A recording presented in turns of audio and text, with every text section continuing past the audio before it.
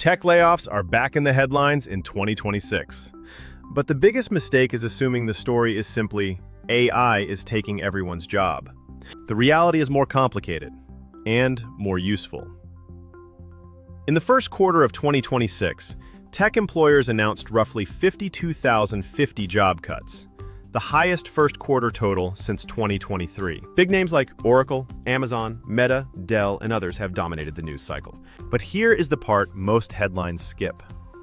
Displaced tech workers are not all disappearing into AI labs, and they are not all leaving the industry.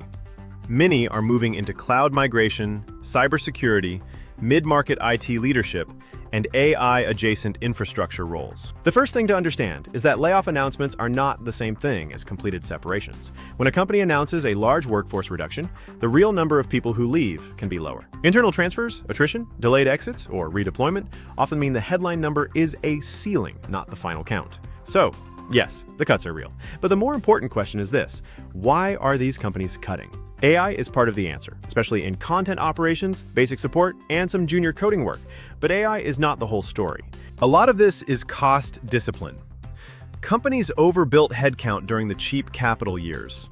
Now, with tighter budgets, they are restructuring teams and reallocating money toward infrastructure and automation. So where are displaced tech workers actually going? The largest bucket is cloud migration and platform work at mid-market employers. These companies are moving workloads from on-prem systems to AWS, Azure, OCI, or hybrid cloud environments. They need senior engineers who understand enterprise technology.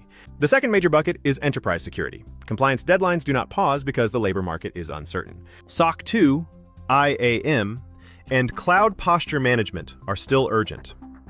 Companies that delayed security hiring are now trying to fill those gaps. The third bucket is contract and fractional work. A growing number of senior engineers are choosing 3 to 6 month engagements while the market settles. Now let's talk about AI roles. When people hear AI jobs, they often picture machine learning researchers building frontier models. But most displaced engineers are moving into AI-adjacent infrastructure, platform engineering, MLOps, data infrastructure, and governance. The companies building AI products still need people who can make systems reliable, secure, and cost-efficient. The demand is also for engineers who keep infrastructure running.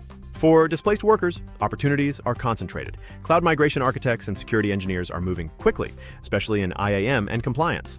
Platform and SRE engineers with FinOps experience are standing out. Data engineers are still needed for governance and security around data pipelines. Senior full-stack engineers and director-level IT leaders are finding roles at disciplined mid-market SaaS companies and firms under 500 employees. For job seekers, the takeaway is not panic and retrain for AI overnight. Position your experience around the problems companies are actively funding. If you have cloud experience, make your migration and cost optimization work obvious. Highlight compliance if you have security experience. For employers, this is a rare hiring window. Senior engineers who were impossible to reach are now taking conversations. But winners will not simply post a job. They will build talent pipelines early, revisit compensation, and move quickly when they find the right cloud or security experience. The 2026 tech layoff cycle is real, but the opportunity is not disappearing. It is shifting toward cloud, security, and AI infrastructure.